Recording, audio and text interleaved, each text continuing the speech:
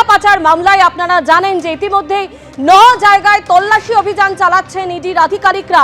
এবার একেবারে পুলিশের বাড়িতে পৌঁছে গেলেন ইডির আধিকারিকরা। বুদবুদ থানার ওসি তার বাড়িতে পৌঁছে যান আজ সকাল 6টা নাগাদ ইডির অফিসাররা। অন্যদিকে আরো অন্যান্য একাধিক ব্যবসায়ীর বাড়িতেও একইভাবে তল্লাশি অভিযান চালানো হচ্ছে। ইতিমধ্যেই যে খবর আমাদের কাছে এসে পৌঁছেছে, জামুরিয়ায় ব্যবসায়ীর বাড়ি থেকে উদ্ধার হয়েছে 65 লক্ষ টাকা। আরো একবার আপনাদের জানাই, জামুরিয়ায় ব্যবসায়ীর বাড়ি থেকে ইতিমধ্যেই 65 লক্ষ টাকারও বেশি নগদ উদ্ধার হয়েছে।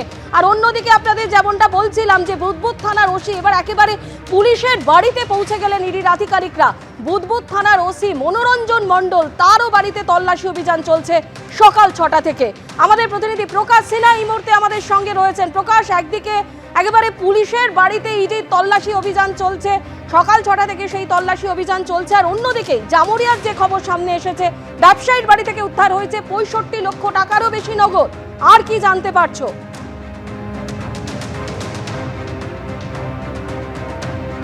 না দেখো, শুধুমাত্র 65 লক্ষ টাকা নয়, ইডি সূত্রের খবর বা ইডি আধিকারিকরা দাবি করছেন টাকা গোনার কাজ এখনো চলছে। এই টাকার অঙ্ক কিন্তু আরো বাড়বে, অর্থাৎ 65 লক্ষ নগদ টাকা ইতিমধ্যেই গোনার কাজ শেষ হয়েছে। জামুরিয়ার যে জায়গায় তল্লাশি অভিযান চলছে, যেটা ইডি সূত্রের খবর, অমিত বানশাল একজন হাওয়ালা ট্রেডার, অর্থাৎ হাওয়ালার ট্রেডার ব্যবসায়ী এবং হাওয়ালার কারোবার রয়েছে, তার মাধ্যমে কিন্তু টাকা কিন্তু পাচার করা হতো, হাওয়ালার মাধ্যমে টাকা পাঠানো হতো। এবং সেই নাম সামনে আসার পর আজকে সকাল থেকেই তুমি জানো প্রায় 6 ঘন্টার বেশি সময় হয়ে গেছে জামুরিয়ার এই বাড়িতে ইডি আধিকারিকরা তল্লাশি চালাচ্ছেন এবং টাকা গোনার মেশিন ইতিমধ্যেই আনা হয়েছে। টাকার গোনার কাজ শেষ হলে আমরা জানতে পারবো সেই অঙ্ক কতটা পৌঁছলো। এখন পর্যন্ত 65 লক্ষ টাকা, যেটা ইডি সূত্রের খবর। এত নগদ টাকা কেন রাখা হয়েছিল তার কোনো সদুত্তর কিন্তু ইডি আধিকারিকরা পাননি, যেটা ইডি তরফে দাবি করা হচ্ছে। এবং এই নগদ টাকা কি কয়লা পাচারের কোনো টাকা ছিল, কয়লার প্রোটেকশন মানির কোনো টাকা ছিল, কাকে পাঠানো হয়েছিল? কেন কি যার বাড়ি থেকে এই টাকা উদ্ধার হচ্ছে তিনি হচ্ছেন একজন হাওয়ালা ট্রেডার, যেটা ইডির দাবি।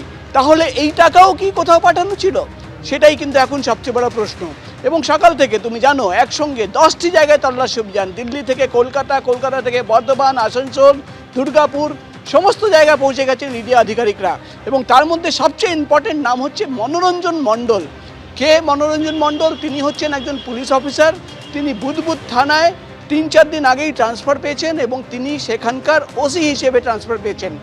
তার বাড়িতে কেন তল্লাশি অভিযান চালানো হচ্ছে? দুর্গাপুরের বাড়িতে ইডির তরফে দাবি করা হচ্ছে যে কয়লা মাফিয়াদের বাড়িতে তল্লাশি অভিযান 2-2.5 মাস আগে চালানো হয়েছিল, সেখান থেকে যে ডিজিটাল এভিডেন্স পাওয়া যায়, নথি পাওয়া যায়, সেখানে বারবার মনোরঞ্জন মণ্ডল একজন অফিসার ইনচার্জ, একজন পুলিশ কর্মী, তার নাম উঠে আসে।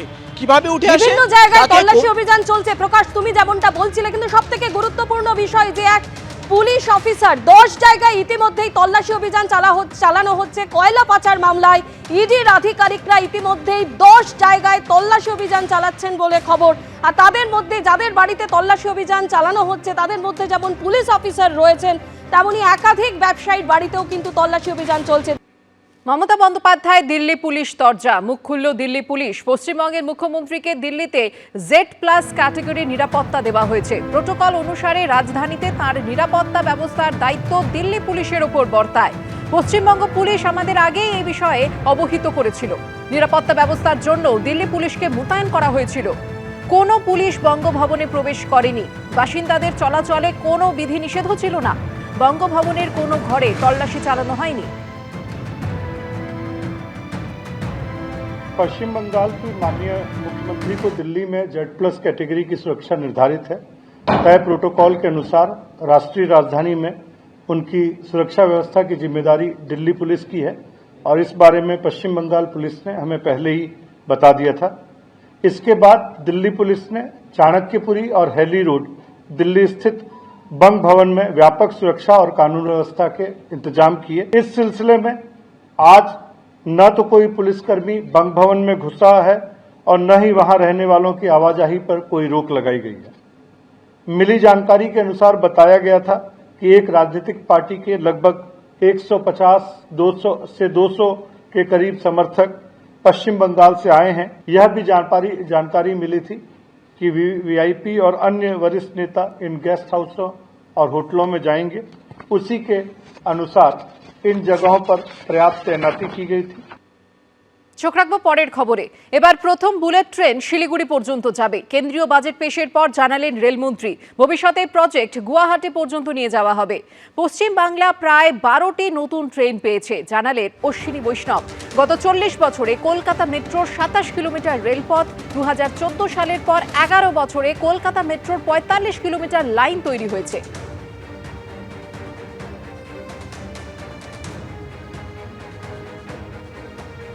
वेस्ट बंगाल को बधाई हो कि आपके यहाँ पहली बुलेट ट्रेन आएगी सिलीगुड़ी के लिए। वाराणसी से सिलीगुड़ी वाया पटना ये ट्रेन बुलेट ट्रेन सिलीगुड़ी आएगी और भविष्य में ये बुलेट ट्रेन का कॉरिडोर टुवर्ड्स गुवाहाटी भी जाएगा। तो एक तरीके से नॉर्थ ईस्टर्न स्टेट्स के लिए, बंगाल के लिए बहुत बड़ी खुशखबरी है, बुलेट ट्रेन वेस्ट बंगाल के लिए मिलेगी। साथ ही साथ एक नया फ्रेट कॉरिडोर भी वेस्ट बंगाल के लिए आएगा, जो कि वेस्ट बंगाल में दानकुनी से आरंभ होगा और गुजरात को जोड़ेगा और उड़ीसा, छत्तीसगढ़, मध्य प्रदेश और महाराष्ट्र को भी ये फ्रेट कॉरिडोर जोड़ेगा। करीब करीब 1 दर्जन से अधिक गाड़ियां वेस्ट बंगाल में चलाई गई हैं और मैं विशेष जिक्र करूंगा वेस्ट बंगाल के केस में कि कोलकाता मेट्रो जो 40 साल में मात्र 27 किलोमीटर 27 किलोमीटर्स इन 40 इयर्स हुआ था, 2014 के बाद में इस 7 इयर्स में 45 किलोमीटर्स कोलकाता मेट्रो बनी। आप देखिए कंपैरिजन, 40 इयर्स में 27 किलोमीटर्स और 11 इयर्स में 45 kilometres. It's a major improvement in the connectivity for West Bengal. हालांकि ये प्रोजेक्ट और भी तेजी से आगे जा सकता है, लेकिन वेस्ट बंगाल गवर्नमेंट की तरफ से हाई कोर्ट का ऑर्डर होने के बावजूद भी चिंगड़ी घाटा में परमिशन नहीं दी जा रही है। वहां पे एक बाईपास रोड भी बना दी गई है, हाई कोर्ट ने भी ऑर्डर दिया है, फिर भी करीब 1.5 साल से ज्यादा हो गया है, लेकिन पश्चिम बंगाल की सरकार की तरफ से काम आगे बढ़ाने की परमिशन नहीं है। দীর্ঘদিন ধরে মমতা বন্দ্যোপাধ্যায় প্রাক্তন রেলমন্ত্রী, তিনি থাকাকালীন বাংলাকে রেল বিপ্লব দেখিয়ে দিয়ে গেছেন, তার ভিশন প্রতিষ্ঠিত করে দিয়ে গেছেন। রেলমন্ত্রী মমতা বন্দ্যোপাধ্যায় শুরু করে যাওয়া পরিকল্পনাগুলোই ঠিকমতো করতে পারেননি। সারা দেশে রেল বিপর্যস্ত, দুর্ঘটনা বাড়ছে, যাত্রী পরিষেবা নেই, সময়গানের ব্যাপার নেই, পরিকাঠামো ভেঙে পড়েছে, বেসরকারিকরণের নামে কার্যত রেল বেচে দেওয়া চলছে।